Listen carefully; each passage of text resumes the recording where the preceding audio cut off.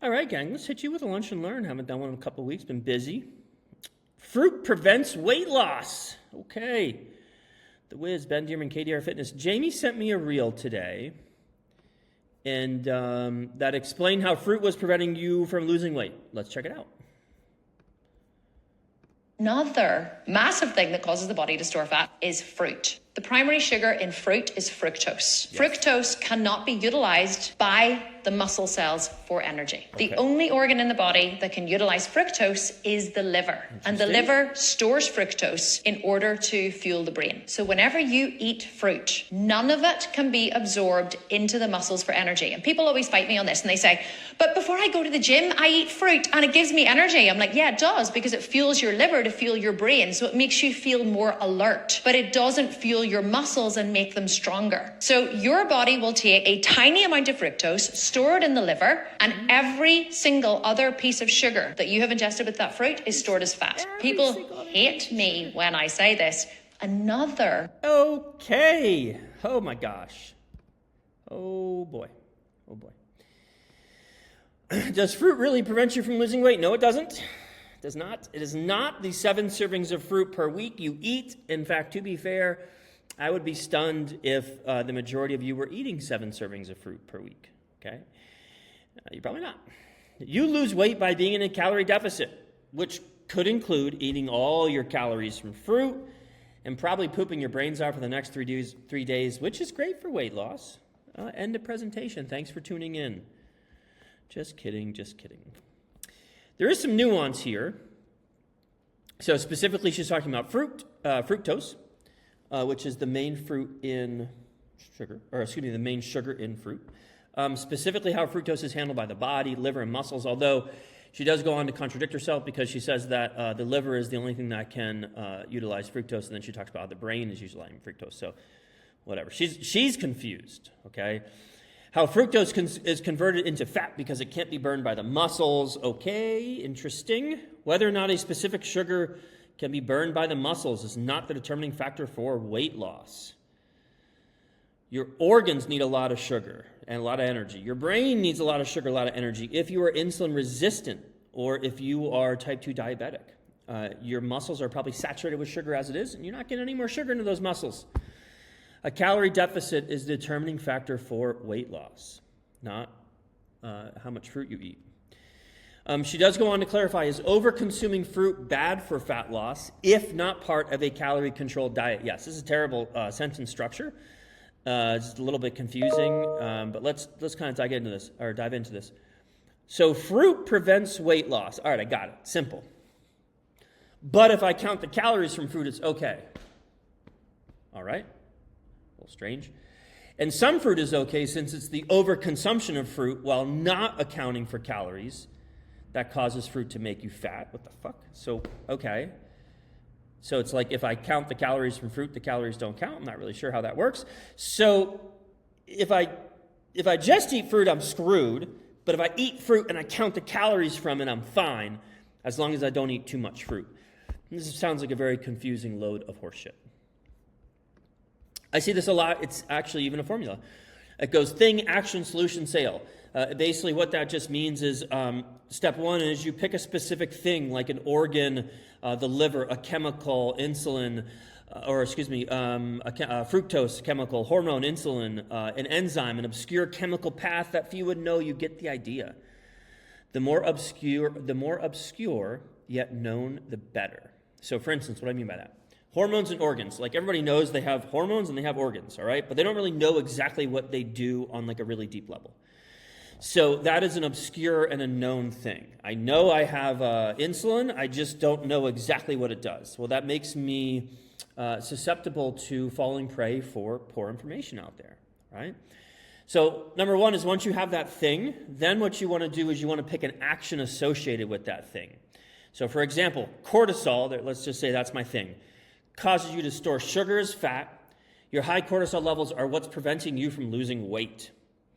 Step number 3, I expose the truth that I am the person who has the solution, and you can get that solution for a low payment of $9.99.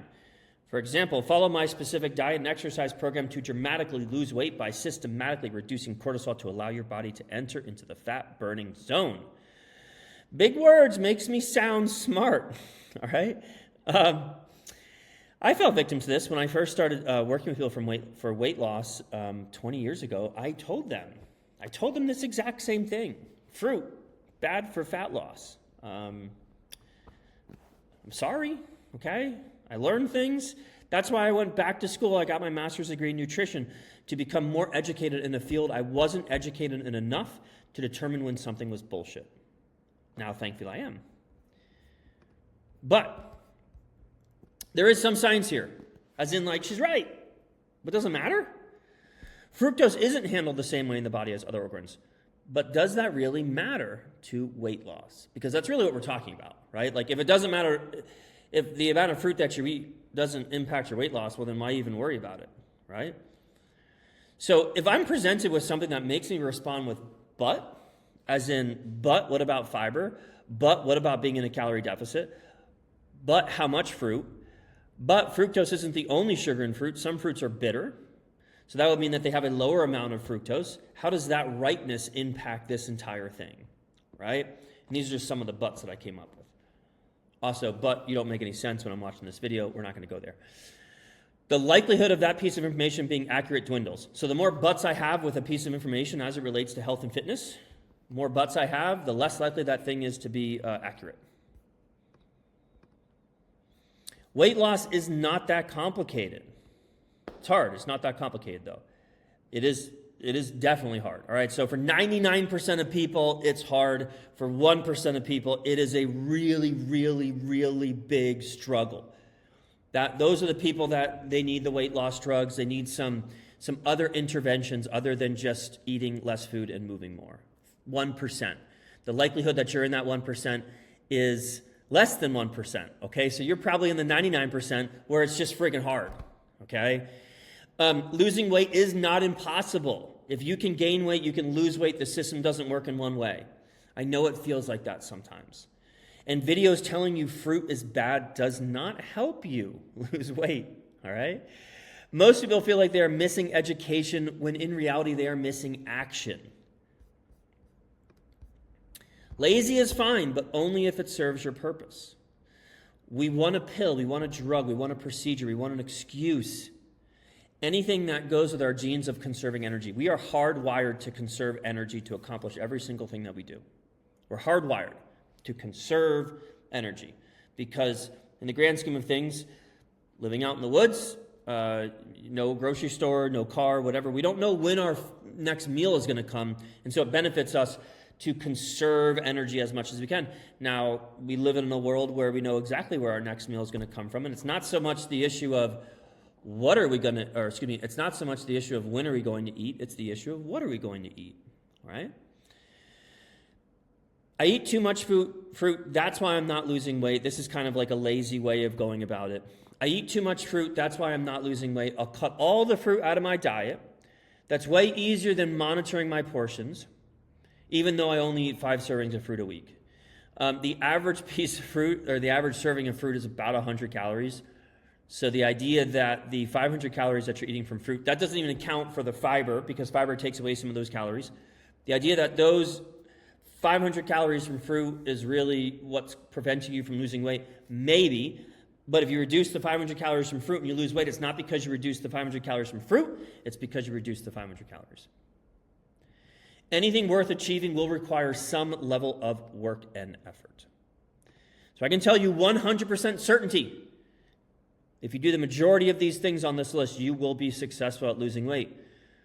I've seen people lose weight eating all manners of diets. If food selection was that important, there would be no questions. If food selection ultimately determined weight loss, there would be no discussion about this. There'd be no discussion, period.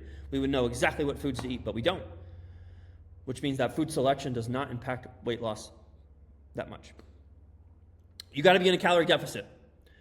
You have to implement some kind of portion control. You must be consistent in all of these steps. You must track your steps. If one day you have 3,000 steps and next day you have 8,000 steps, that means you burn more calories on the day where you had 8,000 steps. You have to be consistent with your exercise. 2 days a week, great. 1 day a week, great. 3 days a week, great. The number of days per week isn't that important. It's that you're consistently showing up for work. Actually, excuse me. Back up. The number of days per week is important because if you're doing 2 days every single week, that makes consistency. All right? If you're doing 1 day a week here and 3 days a week over here and 2 days a week here, you're better off doing 1 day a week every single week. Okay? Consistency. I can't express how important consistency is. Consistent sleep, trying to get 8 hours. Consistent hydration intake. There is no food that will prevent you from losing weight if calories are equated. That just kind of goes along with the first one. There are certainly foods that will make it harder to lose weight, but not prevent you from lose weight. Those foods that are going to make it harder to lose weight are the hyper-palatable lab-engineered science projects you can find generally in the middle of the grocery store. Weight loss happens over weeks, not days. If you're expecting to weigh less Monday to Wednesday, probably not going to happen. But if you're expecting to weigh less on the 14th from the 1st, that's probably a lot more reasonable. Measure what you are trying to change. It drives me nuts when somebody's like, hey, I'm trying to lose weight. And I go, great. When was the last time you stepped on the scale? And they go, 6 months ago. How do you know if what you're doing is working, right?